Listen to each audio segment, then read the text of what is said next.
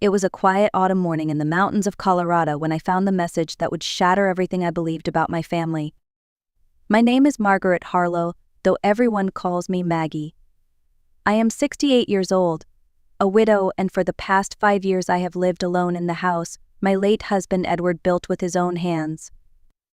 Every Tuesday morning my daughter-in-law Isabel comes over for breakfast. It has been our little tradition since Edward passed away.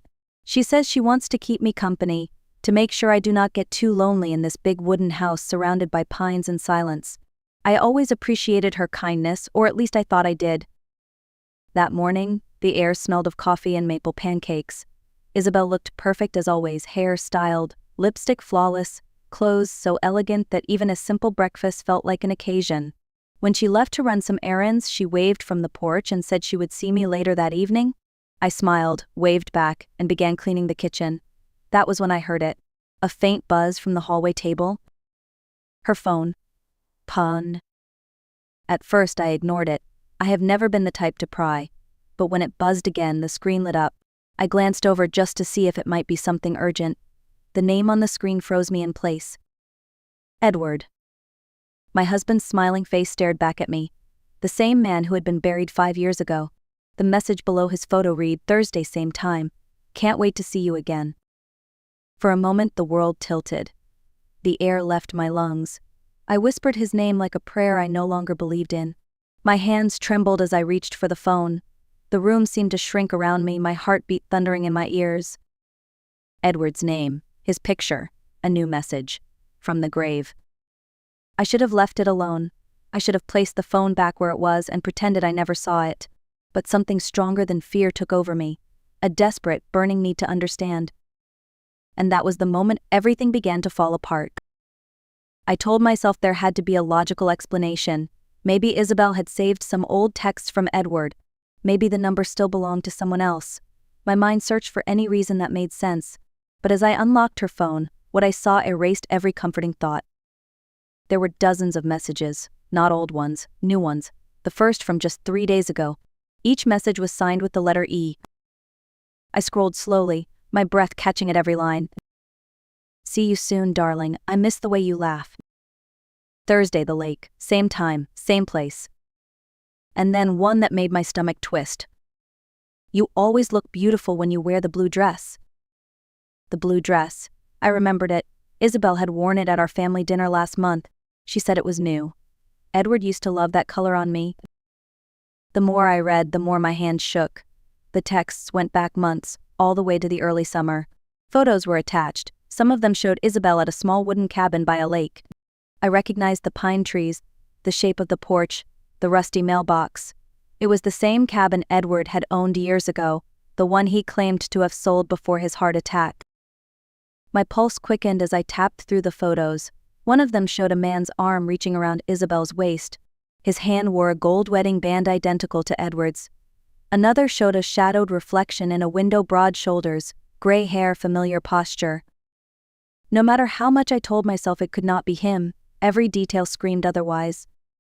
For a few minutes I sat frozen on the couch, the phone still warm in my hands. I wanted to cry but could not. My thoughts spun between disbelief and horror. Could Edward have faked his own death? Had Isabel been part of it?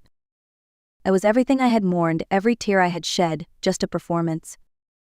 I stared at his photo on the screen, the same one from our wedding day that I had placed in his coffin. The same smile, the same eyes. I whispered aloud, "If you were out there, Edward, why would you do this to me?" Outside, the wind rose through the pines, brushing against the house like a whisper from the past. I knew there was only one way to get answers. I had to find that cabin. And deep down, I already feared what I might find there. The next morning I went down to the basement where Edward's old documents were stored. Boxes full of yellowed papers, receipts, and photographs filled the shelves. Dust floated through the sunlight, making the room feel like a forgotten museum of our life together. I found the box marked property records. My hands trembled as I opened it. There, folded neatly inside a plastic sleeve, was the deed to the Silver Pine Lake cabin, still in Edward's name. He had never sold it. He had lied. For a long while I just stood there staring at the paper. Then something inside me hardened. I grabbed my car keys, wrapped my coat around my shoulders, and drove. The road to Silver Pine wound through tall pines and patches of early snow, It was the same road Edward and I had taken on our anniversaries, long before the heart attack that stole him from me. My chest tightened as I turned onto the gravel path that led to the cabin. When I reached it, everything looked exactly as I remembered, except it was clean. Fresh firewood stacked neatly by the door, curtains drawn, the faint smell of smoke still in the air. Someone had been here recently. I hesitated at the porch, listening. Only the wind and the rustle of trees answered. I pushed the door open. Inside, the cabin looked lived in. 2 glasses sat on the table, half full of red wine. A blue scarf Isabel's was draped over the chair, and hanging by the fireplace was a man's denim jacket I could have sworn belonged to Edward. I touched the fabric, my fingers trembling. It was still warm, as if someone had just worn it. Then I saw the photographs pinned to the corkboard above the desk. Isabel smiling beside a man whose face was turned away. In one of them, I caught a glimpse of his reflection in a mirror, the same silver hair, the same jawline, the same profile as my husband. I stepped back, my heart pounding. A floorboard creaked outside the cabin. Through the window, I saw the faint shadow of a figure moving between the trees. I didn't wait to see who it was. I ran to my car, my breath coming in sharp gasps, and sped down the dirt road. That night, as I sat in the darkness of my living room, one thought repeated in my head like a curse. If Edward was dead, then who was living in that cabin? Sleep never came that night. I sat by the window watching the first snowflakes fall, my mind looping through the same impossible questions. Every creak in the house made me flinch. Every sound of the wind felt like footsteps coming closer. By morning, I decided to do what I had always done when I was lost: go to someone who might have answers. I drove into town to see Sheriff Richard Owens, a man who had known Edward since college. He greeted me with a kind smile, but I could tell he sensed something was wrong. "Richard," I said, keeping my voice steady, "what would you say if I told you someone might have faked their own death?" He frowned, leaning back in his chair. "That's a heavy accusation, Maggie. People don't just fake their deaths. Not without help. Why do you ask?" I forced a smile and shrugged. "Just curious, something I read." He gave me a look that said he didn't believe me but chose not to press. Before I left, he added quietly, "If you think someone's been lying to you, be careful how deep you dig. You might not like what you find." His words stayed with me the whole drive home. That evening, I pulled out the small security camera my son had installed years ago after a break-in. I drove back to the lake under cover of darkness and placed it in the rafters of the cabin, angled toward the front door. The next night, I watched the feed on my laptop. For hours, nothing happened.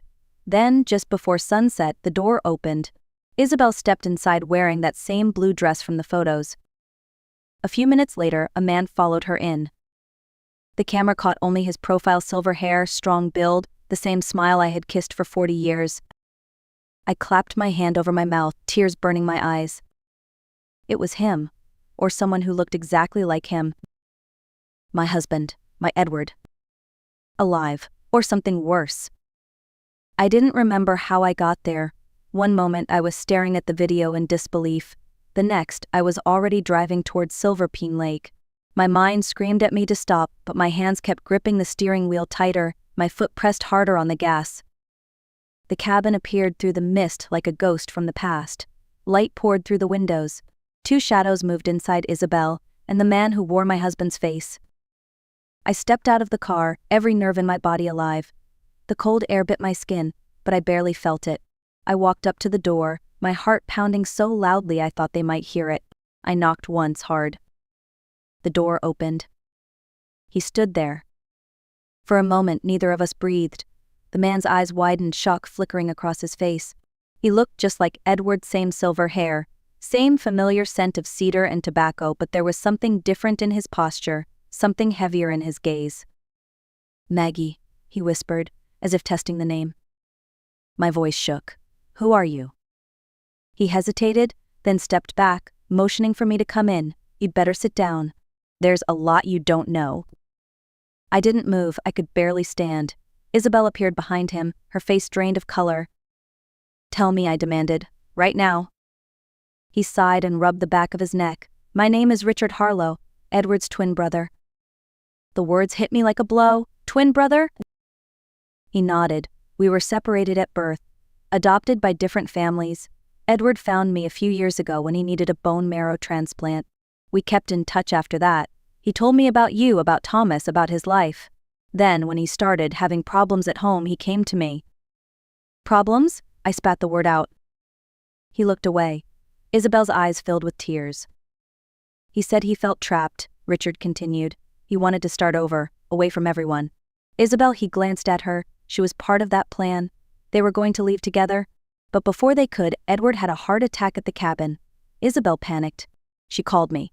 I helped clean things up. My knees gave out. I fell into a chair, the world spinning around me. So you let me bury an empty coffin. You both let me mourn a lie? Richard's voice cracked. I never meant to hurt you. Isabel and we didn't plan to fall in love afterward. It just happened. I stared at them, two faces of betrayal. My chest ached with something beyond anger, beyond grief. For the first time, I realized revenge might not mean destroying them.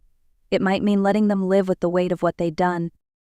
But in that moment, all I could do was whisper the truth that had broken me. You both killed him, just in different ways. I drove home in silence, the road winding through the forest like a scar. I don't remember crying, though my sleeves were damp when I reached the house. I sat by the fireplace until dawn, staring at the flames and listening to the storm outside. The betrayal was too large to fit inside my mind. It was a weight pressing against my chest, threatening to crush me. For days I barely moved. My son Thomas called several times, asking if I was all right. I told him I had caught a cold. How could I explain that the truth was what was making me sick? One evening, as I reheated the same untouched soup for the third time, I caught sight of my reflection in the kitchen window. I looked older, smaller, like the years had folded me in half. Something inside me snapped into focus. I realized I could either let this secret destroy me or I could decide what to do with it. I opened my drawer, pulled out a small bottle of sleeping pills, and for one terrifying moment, I considered ending it. Then another thought surfaced, clearer, colder. I did not need to die for what they had done. They needed to live with it. So I made a plan. The next Sunday, I called Isabel and invited her to dinner. She came, nervous but composed, wearing that same blue dress. The table was set with Edward's old china, candles flickering between us. I poured her a glass of wine and waited until she took a sip before I spoke. I know everything, I said quietly. The cabin. The messages. Richard. Her hand froze midair. The color drained from her face. You will tell Thomas you want a divorce, I continued, my tone calm and steady. You will end things peacefully. If you try to hurt him or my grandson in any way, I will destroy both you and Richard. Do you understand me? She nodded, tears forming in her eyes. I leaned back, my heartbeat finally slowing. Good. Then we can both move on. That night, when she left, I stood at the window and watched her car disappear down the dark road. For the first time in months, I felt something close to peace, not joy, not victory, but control. Within 2 weeks, Isabel filed for divorce. The papers arrived quietly, with no drama, no accusations. She told Thomas that she needed to find herself, that the years of grief had changed her. He believed her. Maybe he wanted to. He had loved her for so long that even her lies sounded gentle when she spoke them. The divorce went through smoothly. Isabel moved to Oregon, claiming she had found a teaching job there. Thomas stayed in Colorado with Eli, our grandson, who was 14 and too busy with basketball practice to notice how the house had grown quieter. At first, Thomas struggled. He worked long hours at the auto shop, trying to fill the silence with noise. I cooked dinner for them most nights, pretending everything was normal. Little by little, life began to take shape again. One afternoon, Thomas came home with a shy smile. There's someone I want you to meet, he said. Her name's Sophie. She's Eli's science teacher. When Sophie walked in, she carried warmth like sunlight. She wasn't glamorous like Isabel, but she was kind. The kind that listened more than she spoke. Watching Thomas with her felt like watching someone learn how to breathe again. Months passed. Eli's laughter filled the house again. Sophie joined us for dinners, holidays, and before long she and Thomas started planning a future together. For the first time since Edward's death, there was joy without guilt. Then, one spring morning, a letter arrived in the mail. The handwriting was delicate, familiar. Isabel.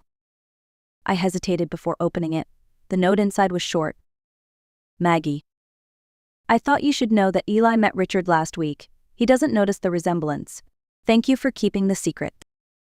Isabel. I stared at the words until they blurred. There was no apology, no remorse, just quiet acknowledgement of the silence we both maintained. I walked outside, the wind cool against my face, and struck a match. The paper curled, blackened, and turned to ash in my hands.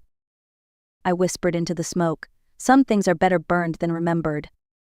For the first time, I felt the past losing its hold on me. Maybe revenge didn't always come with fire or fury. Sometimes it came with letting go. 3 years passed. Life had settled into something soft and steady. Thomas and Sophie were married now, and Eli was heading off to college. The house felt lighter, filled with laughter again. I had begun to believe the past had finally gone quiet. Until one afternoon in June. We were celebrating Eli's 18th birthday at a small lakeside restaurant. The music played softly, candles glowed on the tables, and I could almost pretend that everything was simple again. Then I saw her. Isabel, standing at the entrance holding a gift bag, and beside her was a man tall, silver-haired, with familiar eyes and a faint scar above his brow. Richard. For a second, the room disappeared. My chest tightened. Sophie turned to me, whispering, "Do you know them?" I forced a smile. "Yes, that's Isabel, Ellie's mother, and her friend." They walked over. Isabel's smile trembled as she greeted everyone, carefully avoiding my gaze. Richard extended his hand to Thomas. "Richard Lane," he said smoothly. "Nice to finally meet the family." Thomas shook his hand without hesitation. "You look a lot like my father," he joked, half laughing. I felt the air leave my lungs. Isabel's fingers tightened around her glass.